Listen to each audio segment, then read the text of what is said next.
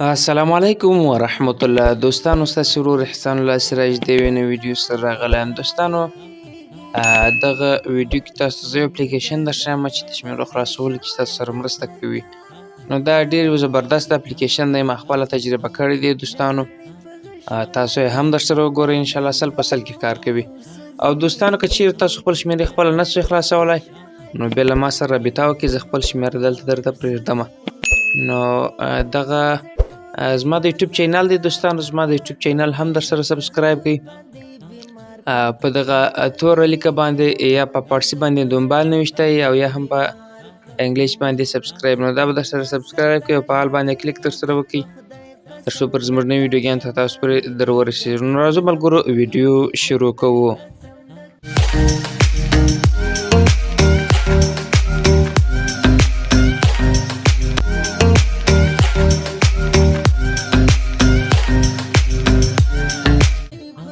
ملګرو کله چې تاسو دغه واتساپ زه اوس واتساپ راخلاصوم او خپله شمیره پکښې ګورم. په دې واتساپ کې زه اوس خپله شمیره داخلوم 23 12 93.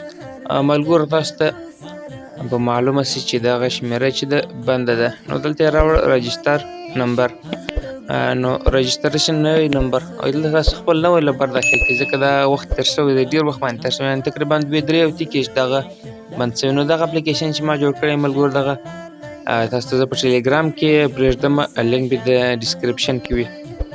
ملګرو دا چې تاسو کله راخلاص کړئ نو په دې کونج کې دغه رقم د دې صفحه ده او په دې کونج کې دغه 3 ټکي او دلته زموږ ادرسونه ټول ادرسونه شته. نو ټلیګرام ادرس هم شته، هر څه شته ملګرو. نو راځئ تاسو ته طریقه درښیم. تاسو په دې اول بټن باندې کلیک ورته وکړئ او دلته به تاسو خپله شمیره ورته پیسټ کړئ. کله چې تاسو دلته شمیره پیسټ کړئ نو بیا به دغه سین بټن کمپنۍ ته لیږي. داسې به په ټولو کې خپلې شمیرې ورته داخلوئ ملګرو. په دې طریقه باندې په دې کونج کې دغه دریم سین بټن چې دی په دغه باندې به تاسو کلیک ورته کوئ ملګرو. په دغه طریقه باندې تاسو کمپنۍ ته په ټولو باندې ایمیلو باندې د خپله شمیره کمپنۍ ته واستوئ، بیا شمیره پکښې پیسټ کړئ او په دې کونج کې د دریمه خانه باندې وست. ملګرو دغه رقم طریقه اوس راځو جیمیل ته. دا د ملګرو د کمپنۍ د خوا موږ ته جیمیلان راغله، نو اوس دغه جیمیلان موږ راخلاصوو ملګرو. بیا به تاسو دغه په خپل موبایل کې پیدا کړئ که چېرې ستاسو موبایل کې فعاله وي.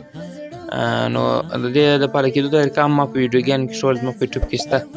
نو ملګرو دغه جیمیل دی، دا به تاسو راخلاص کړئ، کمپنۍ د خوا راغلی ده. تاسو ته دغه ستاسو شمیره درښیي چې دغه ستاسو شمیرې ته کوډ راغلی دی. نو ملګرو دغه طریقه ده. د دغه جیمیل د جوړولو طریقه هم زما په یوټیوب چینل کې شته. نو اوس راځو ملګرو شمیره داخلو وروسته ګورو چې څه کېږي. ملګرو دغه شمیره ده، تاسو به په نیکسټ بټن باندې کلیک ورته واخلئ، انشاءالله خلاصه سوې به. ملګرو دغه شمیره تاسو خپله وینئ چې شمیره خلاصه سوله.